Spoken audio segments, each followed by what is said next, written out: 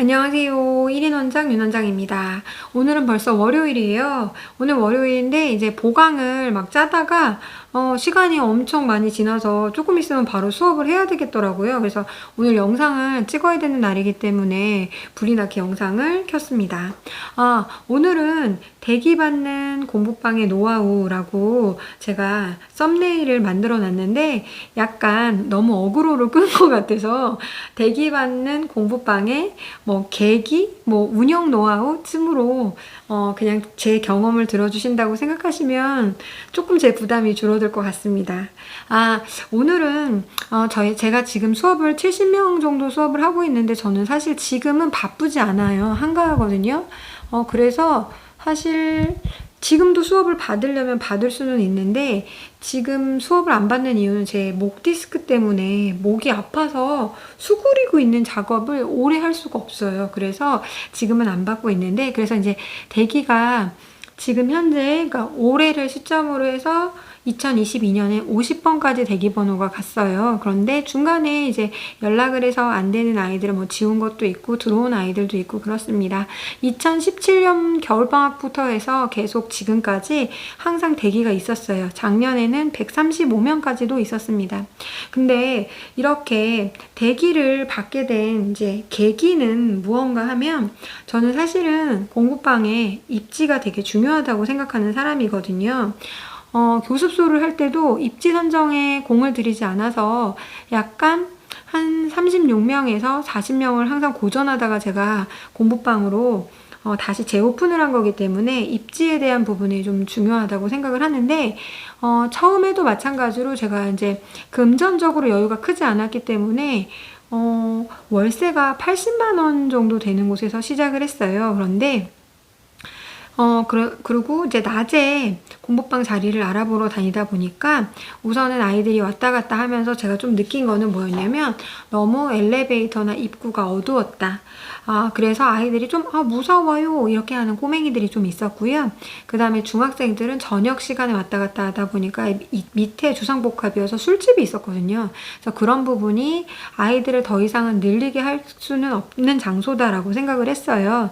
그래서 1년 있다가 이제 이사를 결정하게 되었습니다. 이사를 결정할 때 사실은 보증금도 올라야 되지만 월세가 달에 115만 원이었구나. 115만 원씩 나가야 된다는 게 사실 좀 부담스럽기는 했거든요. 그때는 아이들이 35명 정도 있었던 것 같아요.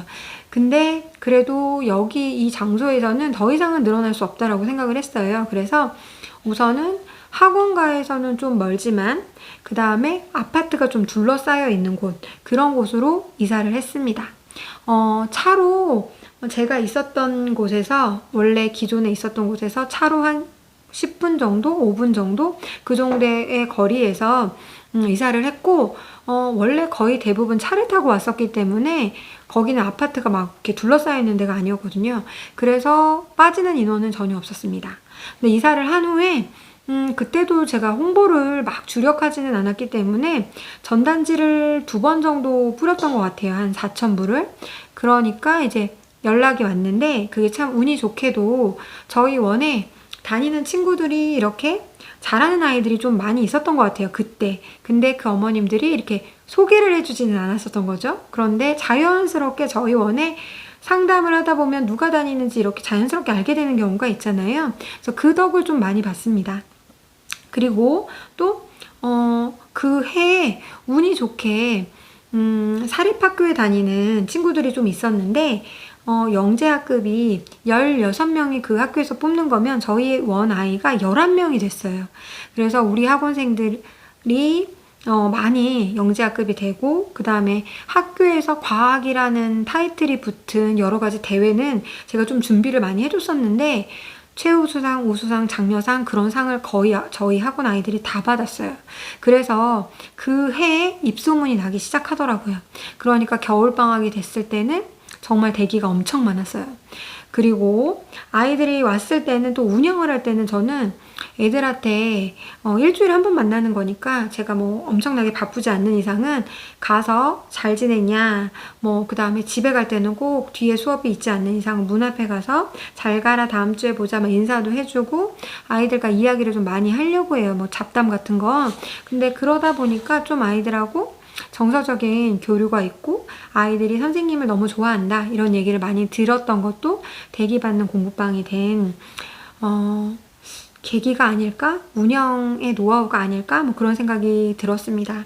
그 다음에 또 아이들한테 칭찬 도장 같은 거를 이렇게 만들어가지고 애들한테 도장을 찍어주고 선물을 받게 했어요. 그런데 그때 아이들이 숙제를 잘했을 때 도장을 찍어주고 그 다음에 그거를 선물을 제가 정하는 게 아니라 그 선물의 상자에서 스스로 뽑아가게 자기가 좋은 것으로 뽑아가게 해주면서 아이들이 집에 갈 때 특히 저학년 아이들은 너무너무 좋아했거든요. 그래서 그것도 어떻게 보면 아이들이 재밌게 오고 가는 학원이 되게 된 계기가 된 것 같아요. 그리고 우선은 또 마지막으로는 제가 이제 수업을 하면서 항상 2017년부터 계속 고민했었던 거, 2020년까지 계속 고민했었던 건 뭐였냐면 저희 원에 장기 회원이 엄청 많았어요. 그래서 17년 겨울방학 때부터는 제가 겨울방학에 항상 하는 얘기가 내년이 걱정이야 라는 말을 정말 많이 했었거든요. 근데 그래도 아이들이 빠지거나 뭐 이래도 지금 생각하면 제가 걔네들이 너무나 장기 회원이었기 때문에 어머님들한테 어머니 얘가 혼자 남아서 제가 수업을 못 해준다 이런 말을 못 했던 것 같아요. 왜냐면 너무 오랫동안 봐가지고 한 명이 남아도 그 아이한테 맞게 끝까지 책임을 져줬어요. 근데 그거는 제가 뭐 어떤 큰 책임감이라기보다 그냥 정 때문에 그렇게 해줬었던 건데 그 말을 못해서. 근데 결국에 이제 나중에 봤을 때는 그 덕을 본 것 같아요. 선생님이 우리 아이한테 정말 큰 책임감을 가지고 해주신다라고 이렇게 소문이 났더라고요.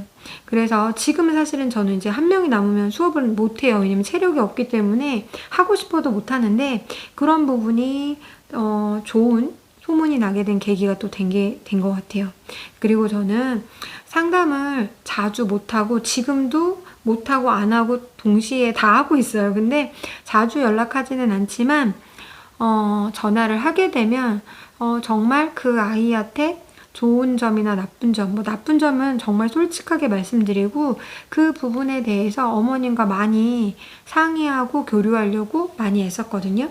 그리고 아이들이 그 부분이 발전됐을 때는 꼭 카톡이라도 연락을 드리고 그러다 보니까 선생님한테 믿고 맡길 만하다라는 그런 생각을 많이 하시게 된 것 같아요. 그래서 지금은 걱정 없이 운영이 혹시라도 잘 안 돼서 아이들이 빠져도 대기 아이들을 메꿔가면서 수업을 진행하고 있습니다.